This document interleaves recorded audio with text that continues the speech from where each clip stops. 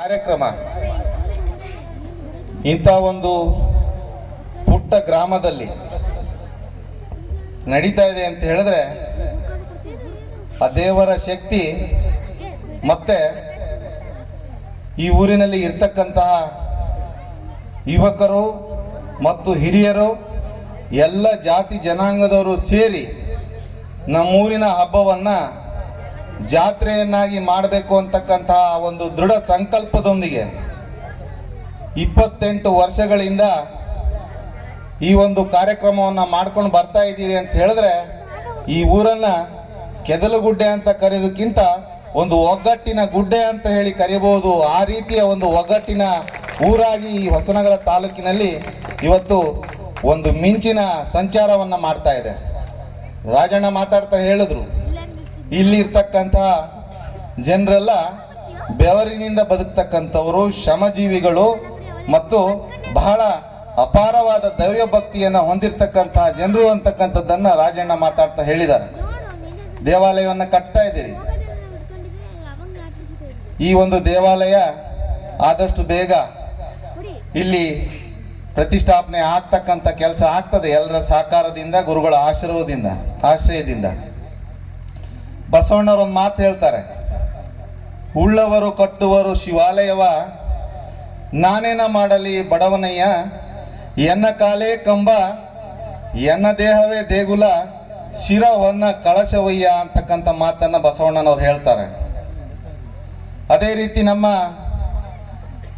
ಪಂಚಪೀಠದ ರಂಭಾಪುರಿಯ ಶಾಖಾ ಮಠದ ಗುರುಗಳು ಯಾವಾಗಲೂ ಹೇಳ್ತಾ ಇರ್ತಾರೆ, ನಮ್ಮ ಪೀಠದ ವಾಕ್ಯ ಮಾನವ ಧರ್ಮಕ್ಕೆ ಜಯವಾಗಲಿ ಅಂತ. ಎಲ್ಲ ಧರ್ಮದ ಸಾರಗಳಿಷ್ಟೇ, ನಾವೆಲ್ಲರೂ ಕೂಡ ಜಾತಿ ಭೇದಗಳನ್ನು ಮರೆತು ವಿಚಾರಗಳಲ್ಲಿ ಒಂದಾಗಿ ಬದುಕನ್ನು ಸಾಗಿಸಿದಾಗ ಬಸವಣ್ಣರ ಹೇಳ್ದಂಗೆ ಕಾಯಕವೇ ಕೈಲಾಸ ಅಂತಕ್ಕಂಥ ವಿಚಾರವನ್ನು ಮನಗಂಡಾಗ ನಮ್ಮ ಬದುಕಿನಲ್ಲಿ ಸಾರ್ಥಕತೆ ಸಿಗ್ತದೆ.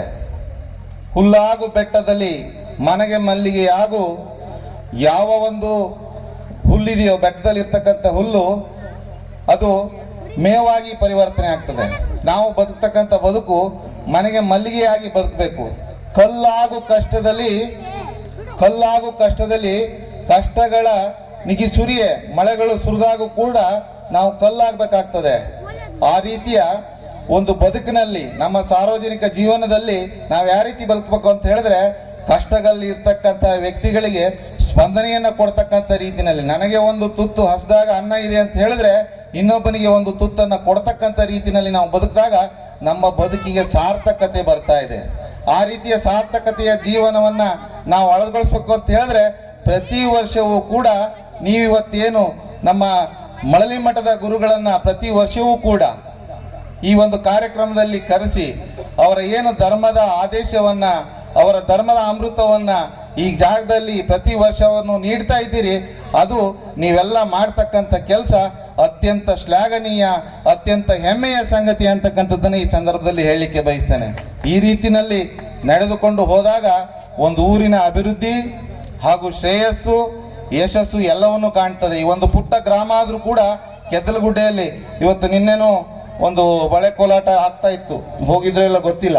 ಈ ರೀತಿ ಹುಂಚದಲ್ಲಿ ನಡೀತಕ್ಕಂಥ ಬಳೆ ಕೋಲಾಟ ಇರ್ಬೋದು, ಆವಿನಹಳ್ಳಿಲಿ ಇರ್ಬೋದು, ಎಲ್ಲೇ ಕೋಲಾಟದ ಕಾರ್ಯಕ್ರಮ ನಡೆದ್ರೂ ಕೂಡ ನಮ್ಮ ಒಂದು ಕೆದಲಗುಡ್ಡೆಯ ತಂಡ ಅಲ್ಲಿ ಪಾರ್ಟಿಸಿಪೇಟ್ ಮಾಡ್ತಾರೆ, ಯಾವ್ದಾದ್ರು ಒಂದು ಪದಕವನ್ನ ಗೆದ್ದೇ ಗೆಲ್ತಾರೆ.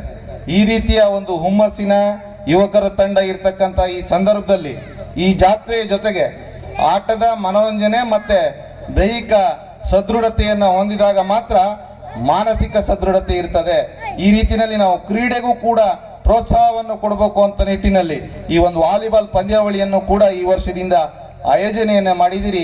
ಇದು ಅತ್ಯಂತ ಒಳ್ಳೆಯ ಕೆಲಸ. ಯುವಕರಿಗೆ ಇನ್ನೂ ಹೆಚ್ಚು ಒಂದು ಉತ್ಸಾಹವನ್ನು ಬರಲಿ ಅಂತಕ್ಕಂಥ ಕೆಲಸವನ್ನು ತಾವು ಮಾಡಿದ್ದೀರಿ. ಈ ರೀತಿಯ ಪ್ರೋತ್ಸಾಹವನ್ನು ಕೊಡ್ತಾ ಈ ರೀತಿಯ ನಮ್ಮ ಹಳ್ಳಿಗಾಡಿನಲ್ಲಿ ಬಂದಂತಹ ಪ್ರತಿಭೆಗಳಿಗೆ ಹೆಚ್ಚು ಪ್ರೋತ್ಸಾಹವನ್ನು ಕೊಟ್ಟಾಗ ಅವರು ರಾಷ್ಟ್ರ ಮತ್ತು ಅಂತಾರಾಷ್ಟ್ರ ಮಟ್ಟದಲ್ಲಿ ಬೆಳೀತಾರೆ ಅನ್ನೋದಕ್ಕೆ ಒಂದು ಸಣ್ಣ ಉದಾಹರಣೆ ಹಾಲ್ಗುಡ್ಡೆಯಲ್ಲಿ ಇರ್ತಕ್ಕಂಥ ನಮ್ಮ ಗಗನಗೌಡ. ಈ ರೀತಿಯ ಒಂದು ಹಳ್ಳಿಯಲ್ಲಿ ಬೆಳೆದಂಥ ಪ್ರತಿಭೆ ಇವತ್ತು UP ಯೋಧಾ ತಂಡಕ್ಕೆ 2 ವರ್ಷ ಆಟ ಆಡಿದ್ದಾನೆ. ಪ್ರತಿ ಮ್ಯಾಚಲ್ಲೂ ಅವನು 10 ಅಂಕ ಪಡಿತಾನೆ. ಆ ರೀತಿಯ ಒಬ್ಬ ಪ್ರತಿಭೆಯನ್ನು ಗುರುತಿಸ್ತಕ್ಕಂಥ ಕೆಲಸಗಳು ಈ ರೀತಿಯ ಒಂದು ಹಳ್ಳಿಯಲ್ಲಿ ನಡೀತಕ್ಕಂಥ ಕ್ರೀಡಾಕೂಟಗಳಲ್ಲಿ ಆಗಬೇಕು, ಪ್ರೋತ್ಸಾಹವನ್ನು ಕೊಡಬೇಕು. ಆ ನಿಟ್ಟಿನಲ್ಲಿ ನಮ್ಮೂರಿಗೆ, ನಮ್ಮ ತಾಲೂಕಿಗೆ, ನಮ್ಮ ರಾಜ್ಯಕ್ಕೆ ಹೆಮ್ಮೆ ತರ್ತಕ್ಕಂಥ ಕ್ರೀಡಾಪಟುಗಳು ಇಲ್ಲಿ ಬರ್ತಾರೆ. ಆ ರೀತಿಯ ಕೆಲಸವೂ ಕೂಡ ಇವತ್ತು ಆಗ್ತಾ ಇದೆ. ಮೊನ್ನೆ ನಮ್ಮ ನಾಗರಾಜಣ್ಣ ಅವರ ತಂಡ ಬಂದಿತ್ತು, ನಮ್ಮ ಸಂಸದರನ್ನ ಭೇಟಿ ಮಾಡಿ ದೇವಸ್ಥಾನವನ್ನು ಈಗ ಕಟ್ತಾ ಇದ್ದೀವಿ. ಕಟ್ತಾ ಇರ್ತಕ್ಕಂಥ ಸಂದರ್ಭದಲ್ಲಿ ಜಾತ್ರಾ ಮಹೋತ್ಸವನು ಇದೆ, ತಾವು ಬರಬೇಕು ಅಂತ ಕೇಳ್ಕೊಂಡಾಗ, ಇಲ್ಲ ನಾನು ಡೆಲ್ಲಿಗೆ ಹೋಗ್ತಾ ಇರೋದ್ರಿಂದ ಈ ಕಾರ್ಯಕ್ರಮಕ್ಕೆ ನನಗೆ ಬರೋಕ್ಕೆ ಕಷ್ಟ ಆಗ್ತದೆ, ಆದರೆ ದಾಸೋಹ ಕಾರ್ಯಕ್ರಮಕ್ಕೆ ನಾನು ಕಾಣಿಕೆಯನ್ನು ಕೊಡ್ತೇನೆ ಅಂಥೇಳಿ ಅದೇ ತಕ್ಷಣ ಅವರು ದಾಸೋಹ ಕಾರ್ಯಕ್ರಮಕ್ಕೆ ಕಾಣಿಕೆಯನ್ನು ಕೊಟ್ಟಿದ್ದಾರೆ. ರಾಘವೇಂದ್ರ ಅವರಿಗೆ ಈ ಸಂದರ್ಭದಲ್ಲಿ ಗೆದ್ಲುಗುಡ್ಡೆಯ ಗ್ರಾಮಸ್ಥರ ಪರವಾಗಿ ಹೃತ್ಪೂರ್ವಕವಾದ ಅಭಿನಂದನೆಯನ್ನು ಸಲ್ಲಿಸ್ತೇನೆ. ದೇವಸ್ಥಾನ ಕಟ್ತಕ್ಕಂಥ ಸಂದರ್ಭದಲ್ಲಿ ಹೇಳಿದ್ರು, ನಮ್ಮ ಸರ್ಕಾರ ಇಲ್ಲ, ನಮ್ಮ MLA ನಮ್ದಿಲ್ಲ, ಆದರೂ ಕೂಡ ನನ್ನ ಅನುದಾನದಲ್ಲಿ ನನ್ನ ಕೈಲಾದಷ್ಟು ಸಹಕಾರವನ್ನು ಮುಂದಿನ ದಿನಗಳಲ್ಲಿ ಮಾಡ್ತೇವೆ ಅಂತಕ್ಕಂಥ ಭರವಸೆಯನ್ನು ಕೂಡ ಕೊಟ್ಟಿದ್ದಾರೆ. ಆ ಒಂದು ಭರವಸೆಯನ್ನು ಈಡೇರಿಸುವ ನಿಟ್ಟಿನಲ್ಲಿ ನಾನು ಕೂಡ ನಿಮ್ಮೂರಿನ ಒಬ್ಬ ಯುವಕನಾಗಿ, ನಿಮ್ಮೂರಿನ ಒಬ್ಬ ಮಗನಾಗಿ, ನಿಮ್ಮೂರಿನ ಈ ದೇವಸ್ಥಾನದ ಕೆಲಸದಲ್ಲಿ ಭಾಗಿಯಾಗ್ತೇನೆ ಅಂತಕ್ಕಂಥ ಮಾತನ್ನು ಈ ಸಂದರ್ಭದಲ್ಲಿ ಹೇಳ್ತಾ, ಈ ಒಂದು ಕಾರ್ಯಕ್ರಮದಲ್ಲಿ ಭಾಗವಹಿಸಿ ಮಾತಾಡಲಿಕ್ಕೆ ಅವಕಾಶ ಮಾಡಿಕೊಟ್ಟಂತಹ ನನ್ನ ಎಲ್ಲ ಹಿರಿಯ ಕಿರಿಯ ಕೆದ್ಲುಗುಡ್ಡೆಯ ಸಮಿತಿಯ ಎಲ್ಲ ಸದಸ್ಯರಿಗೂ ಹಾಗೂ ವೇದಿಕೆ ಮೇಲೆ ಇರ್ತಕ್ಕಂಥ ಎಲ್ಲರಿಗೂ, ನಮ್ಮ ಗುರುಗಳಿಗೂ ವಂದಿಸ್ತಾ ನನ್ನ ಮಾತನ್ನು ಮುಗಿಸ್ತೇನೆ. ಜೈ ಭಾರತ್. ಮತ್ತೊಮ್ಮೆ ಬಂಧುಗಳೇ